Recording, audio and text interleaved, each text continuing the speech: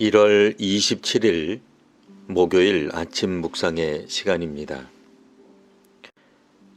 오늘 우리에게 주시는 하나님 말씀은 요한복음 7장 53절에서 8장 11절까지 말씀입니다. 다 각각 집으로 돌아가고 예수는 감난산으로 가시니라. 아침에 다시 성전으로 들어오시니 백성이 다 나아오는지라. 앉으사 그들을 가르치시더니 서기관들과 바리새인들이 음행 중에 잡힌 여자를 끌고 와서 가운데 세우고 예수께 말하되, 선생이여, 이 여자가 간음하다가 현장에서 잡혔나이다.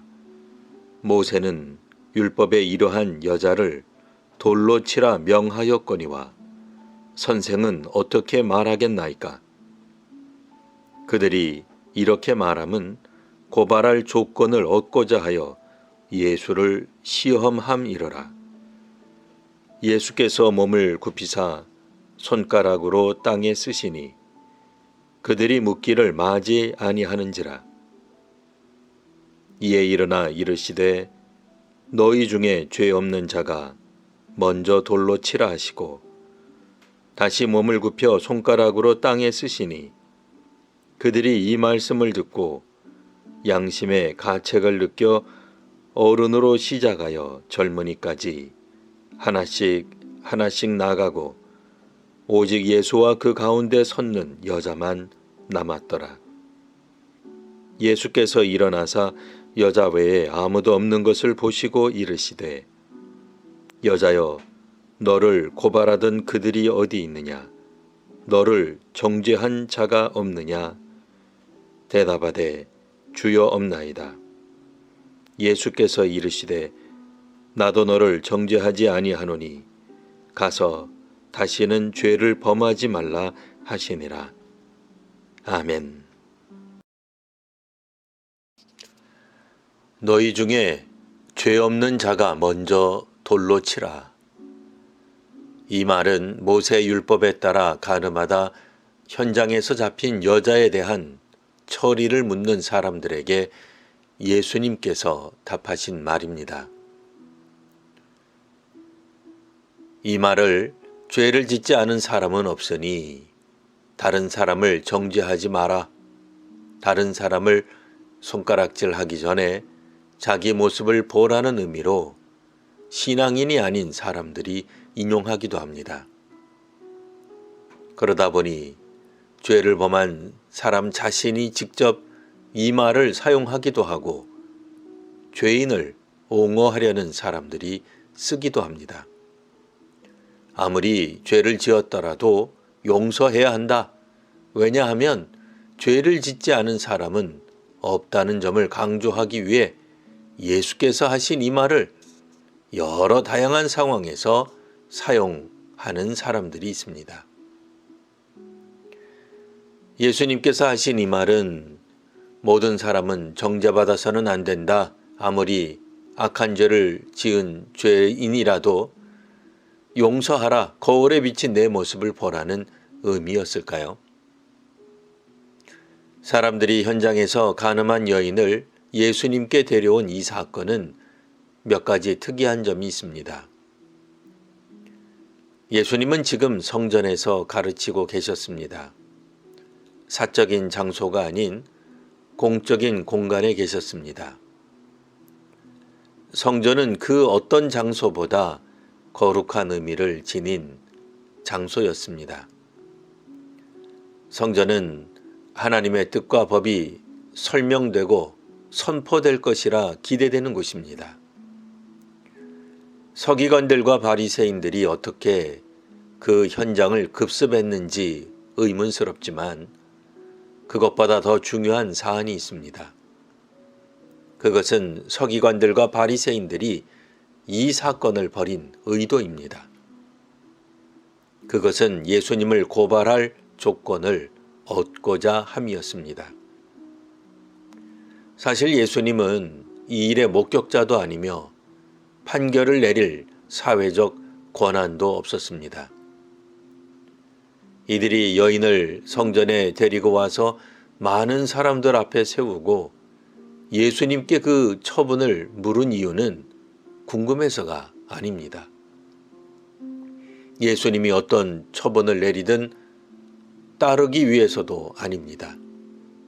오직 예수님을 고발할 명분을 얻으려는 것이었습니다. 하나님의 뜻이 선포되는 공적인 공간인 성전에서 사람들은 예수님의 기막힌 해석이나 답변을 기대하지 않았습니다. 그저 그들 모두 이미 알고 있는 구약의 법이면 되었습니다. 치밀하게 함정을 판 이들은 예수께 친절하게 모세의 법을 알려줍니다. 모세는 율법에 이러한 여자를 돌로 치라 명하였거니와 선생은 어떻게 말하겠나이까? 예수께서 율법을 인용하면 아마도 이들은 바로 여인을 공공장소에서 죽였을지도 모릅니다. 그러면 살인사건을 사주한 범인은 예수가 됩니다. 그 율법을 부정한다면 예수는 불경한 인물이 됩니다. 더는 성전에서 하나님의 뜻에 대해 가르칠 수 없는 사람이 됩니다. 그렇게 몰아갈 것입니다. 타락하고 악한 사람에 대한 하나님의 명령을 어기고 침묵하는 사악한 종교 지도자로 낙인 찍히게 될 것입니다. 오늘 본문의 주인공은 잡혀온 여인이 아니라 예수님입니다. 배후에서 이 사건을 조작한 준비한 사람들은 죄를 범한 이 여인에 대해 관심 갖지 않습니다. 이 여인이 지금 필요한 것은 공적 장소에서 예수를 책잡아 예수를 무너뜨리는 도구가 되기 때문입니다. 예수님이 무슨 답을 하시든 이들은 이 여인을 지금 여기서 혹은 다른 곳에서 죽일 수 있습니다. 그것이 그들이 말하는 하나님의 공적 정의이기 때문입니다. 바로 이런 상황에서 예수님은 몸을 굽혀 손가락으로 땅에 쓰시고 일어나 너희 중에 죄 없는 자가 먼저 돌로 치라 하시고 다시 손가락으로 땅에 쓰셨던 것입니다.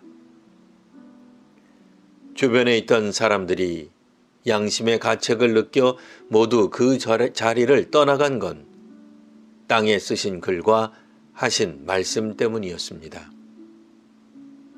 땅에 쓰신 글은 당시 사람들은 읽었을 것이나 지금은 누구도 그 내용을 알지 못합니다. 아예 작정하고 함정을 단단히 준비한 서기관들과 바리새인들조차 그 자리에 남아 있을 수 없었던 그 글 내용을 우리는 알지 못합니다.